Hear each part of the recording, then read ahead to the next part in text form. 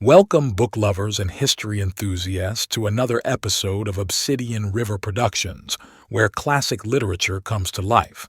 Today, we immerse ourselves in Chapter 11 of Nathaniel Hawthorne's profound work, The Scarlet Letter.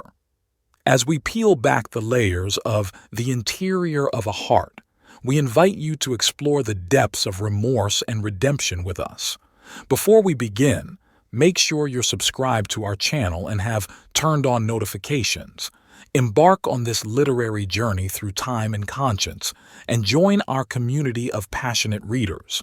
If you find solace and intrigue in our narrations, please consider supporting us on Patreon for exclusive content and discussions. Now let's turn the page to the inner turmoil of a soul in conflict. Sit back and let the words of Hawthorne resonate within. 11.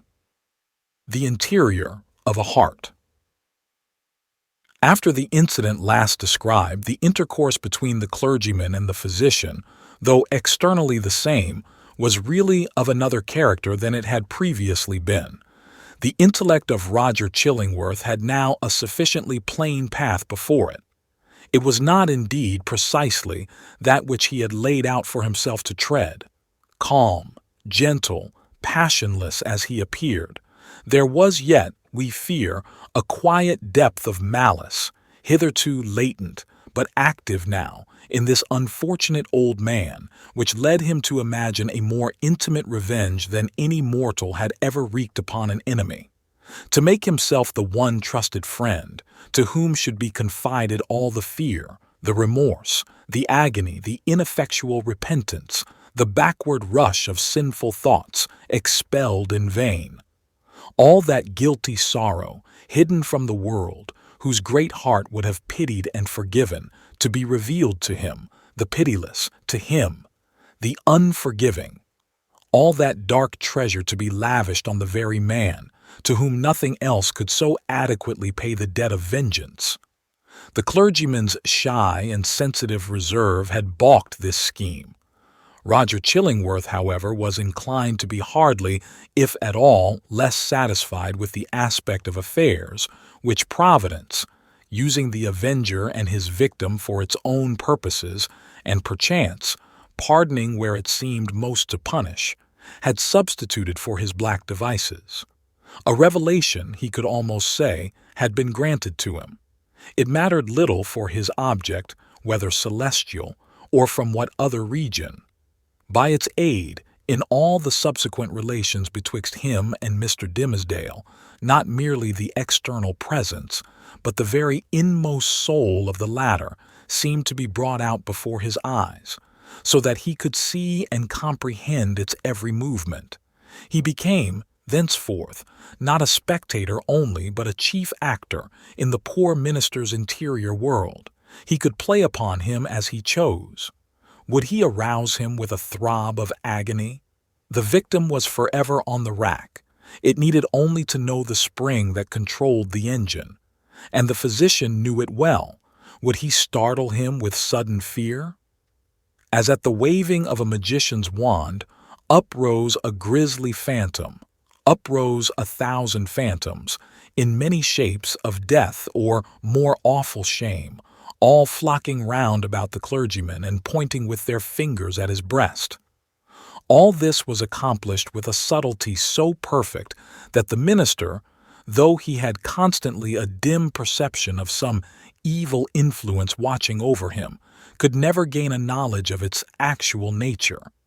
True, he looked doubtfully, fearfully, even, at times with horror and the bitterness of hatred, at the deformed figure of the old physician. His gestures, his gait, his grizzled beard, his slightest and most indifferent acts, the very fashion of his garments, were odious in the clergyman's sight, a token implicitly to be relied on of a deeper antipathy in the breast of the latter than he was willing to acknowledge to himself. For, as it was impossible to assign a reason for such distrust and abhorrence, so Mr. Dimmesdale, conscious that the poison of one morbid spot was infecting his heart's entire substance, attributed all his presentiments to no other cause. He took himself to task for his bad sympathies in reference to Roger Chillingworth, disregarded the lesson that he should have drawn from them, and did his best to root them out.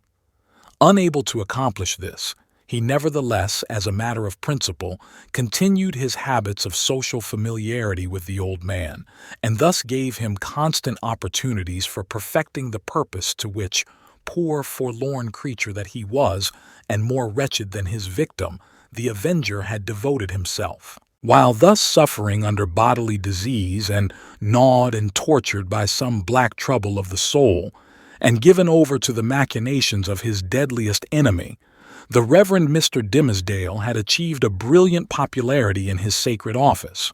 He won it, indeed, in great part by his sorrows, his intellectual gifts, his moral perceptions, his power of experiencing and communicating emotion were kept in a state of preternatural activity by the prick and anguish of his daily life. His fame, though still on its upward slope, already overshadowed the soberer reputations of his fellow clergymen, eminent as several of them were. There were scholars among them who had spent more years in acquiring abstruse lore, connected with the divine profession, than Mr. Dimmesdale had lived, and who might well, therefore, be more profoundly versed in such solid and valuable attainments than their youthful brother. There were men, too, of a sturdier texture of mind than his, and endowed with a far greater share of shrewd, hard, iron, or granite understanding, which, duly mingled with a fair proportion of doctrinal ingredient, constitutes a highly respectable, efficacious, and unamiable variety of the clerical species. There were others, again, true saintly fathers, whose faculties had been elaborated by weary toil among their books, and by patient thought, and etherealized, moreover, by spiritual communications with the better world, into which their purity of life had almost introduced these holy personages, with their garments of mortality still clinging to them. All that they lacked was the gift that descended upon the chosen disciples at Pentecost, in tongues of flame, symbolizing, it would seem, not the power of speech in foreign and unknown languages, but that of addressing the whole human brotherhood in the heart's native language. These fathers, otherwise so apostolic, lacked heaven's last and rarest attestation of their office, the tongue of flame. They would have vainly sought, had they ever dreamed of seeking, to express the highest truths through the humblest medium of familiar words and images.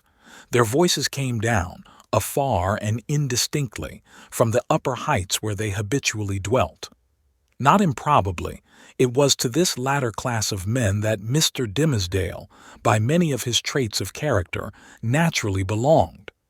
To the high mountain peaks of faith and sanctity he would have climbed, had not the tendency been thwarted by the burden, whatever it might be, of crime or anguish, beneath which it was his doom to totter. It kept him down, on a level with the lowest, him, the man of ethereal attributes, whose voice the angels might else have listened to and answered.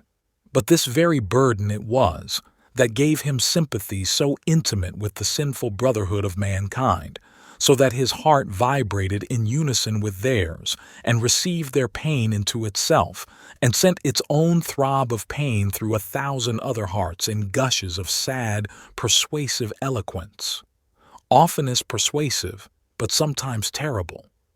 The people knew not the power that moved them thus. They deemed the young clergyman a miracle of holiness. They fancied him the mouthpiece of heaven's messages of wisdom and rebuke and love. In their eyes, the very ground on which he trod was sanctified. The virgins of his church grew pale around him, victims of a passion so imbued with religious sentiment that they imagined it to be all religion, and brought it openly in their white bosoms, as their most acceptable sacrifice before the altar. The aged members of his flock, beholding Mr. Dimmesdale's frame so feeble, while they were themselves so rugged in their infirmity, believed that he would go heavenward before them, and enjoined it upon their children that their old bones should be buried close to their young pastor's holy grave. And all this time, perchance, when poor Mr. Dimmesdale was thinking of his grave, he questioned with himself whether the grass would ever grow on it, because an accursed thing must there be buried. It is inconceivable, the agony with which this public veneration tortured him. It was his genuine impulse to adore the truth, and to reckon all things shadow-like, and utterly devoid of weight or value, that had not its divine essence as the life within their life. Then, what was he? A substance, or the dimmest of all shadows?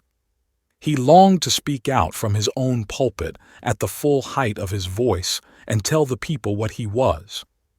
I, whom you behold in these black garments of the priesthood, I who ascend the sacred desk and turn my pale face heavenward, taking upon myself to hold communion in your behalf with the most high omniscience, I, in whose daily life you discern the sanctity of Enoch, I, whose footsteps, as you suppose, leave a gleam along my earthly track, whereby the pilgrims that shall come after me may be guided to the regions of the blessed, I, who have laid the hand of baptism upon your children, I, who have breathed the parting prayer over your dying friends, to whom the Amen sounded faintly from a world which they had quitted, I, your pastor, whom you so reverence and trust, am utterly a pollution and a lie. More than once, Mr. Dimmesdale had gone into the pulpit with a purpose never to come down its steps until he should have spoken words like the above. More than once, he had cleared his throat and drawn in the long, deep, and tremulous breath which, when sent forth again, would come burdened with the black secret of his soul. More than once, nay, more than 100 times, he had actually spoken. But how? He had told his hearers that he was altogether vile, a viler companion of the vilest, the worst of sinners, an abomination, a thing of unimaginable iniquity, and that the only wonder was that they did not see his wretched body shriveled up before their eyes by the burning wrath of the Almighty. Could there be plainer speech than this? Would not the people start up in their seats by a simultaneous impulse, and tear him down out of the pulpit which he defiled? Not so, indeed. They heard it all and did but reverence him the more. They little guessed what deadly purport lurked in those self-condemning words. The godly youth, said they among themselves, the saint on earth. Alas, if he discerned such sinfulness in his own white soul, what horrid spectacle would he behold in thine or mine? The minister well knew, subtle but remorseful hypocrite that he was, the light in which his vague confession would be viewed. He had striven to put a cheat upon himself by making the avowal of a guilty conscience, but had gained only one other sin and a self-acknowledged shame without the momentary relief of being self-deceived. He had spoken the very truth, and transformed it into the veriest falsehood. And yet, by the constitution of his nature, he loved the truth and loathed the lie, as few men ever did. Therefore, above all things else, he loathed his miserable self. His inward trouble drove him to practices more in accordance with the old, corrupted faith of Rome than with the better light of the church in which he had been born and bred. In Mr. Dimmesdale's secret closet under lock and key, there was a bloody scourge. Oftentimes this Protestant and Puritan divine had plied it on his own shoulders, laughing bitterly at himself the while, and smiting so much the more pitilessly because of that bitter laugh. It was his custom, too, as it has been that of many other pious Puritans, to fast, not however like them in order to purify the body and render it the fitter medium of celestial illumination, but rigorously, and until his knees trembled beneath him as an act of penance. He kept vigils likewise, night after night, sometimes in utter darkness, sometimes with a glimmering lamp, and sometimes viewing his own face in a looking-glass, by the most powerful light which he could throw upon it. He thus typified the constant introspection wherewith he tortured but could not purify himself. In these lengthened vigils, his brain often reeled and visions seemed to flit before him, perhaps seen doubtfully and by a faint light of their own in the remote dimness of the chamber, or more vividly and close beside him within the looking-glass. Now it was a herd of diabolic shapes that grinned and mocked at the pale minister and beckoned him away with them. Now a group of shining angels who flew upward heavily, as sorrow-laden but grew more ethereal as they rose. Now came the dead friends of his youth, and his white-bearded father, with a saint-like frown, and his mother, turning her face away as she passed by. Ghost of a mother, thinnest fantasy of a mother, methinks she might yet have thrown a pitying glance towards her son. And now, through the chamber which these spectral thoughts had made so ghastly, glided Hester Prynne, leading along little Pearl in her scarlet garb, and pointing her forefinger first at the scarlet letter on her bosom, and then at the clergyman's own breast. None of these visions ever quite deluded him. At any moment, by an effort of his will, he could discern substances through their misty lack of substance, and convince himself that they were not solid in their nature, like yonder table of carved oak, or that big, square, leathern-bound and brazen-clasped volume of divinity. But for all that, they were, in one sense, the truest and most substantial things which the poor minister now dealt with. It is the unspeakable misery of a life so false as his, that it steals the pith and substance out of whatever realities there are around us, and which were meant by heaven to be the spirit's joy and nutriment. To the untrue man, the whole universe is false. It is impalpable. It shrinks to nothing within his grasp. And he himself, insofar as he shows himself in a false light, becomes a shadow, or, indeed, ceases to exist. The only truth that continued to give Mr. Dimmesdale a real existence on this earth was the anguish in his inmost soul and the undissembled expression of it in his aspect. Had he once found power to smile and wear a face of gaiety, there would have been no such man. On one of those ugly nights, which we have faintly hinted at but forborne to picture forth, the minister started from his chair. A new thought had struck him. There might be a moment's peace in it. Attiring himself with as much care as if it had been for public worship, and precisely in the same manner, he stole softly down the staircase, undid the door, and issued forth. As we close this chapter on the stirring revelations of a troubled spirit, we thank you for joining Obsidian River Productions in bringing The Scarlet Letter to life. The story continues to unfold with layers as intricate as the human heart itself. To follow the journey of Hester, Pearl, Dimmesdale, and Chillingworth, subscribe to our channel and join the Obsidian River community. Share your thoughts in the comments below and engage with fellow literature aficionados. Your support on Patreon not only enriches your experience with exclusive content, but also fuels our mission to share these timeless stories with the world. Follow the link in the description to become a part of our growing family. Stay tuned for the next chapter, where mystery and morality intertwine further. Until then, may the stories of old inspire your days and nights.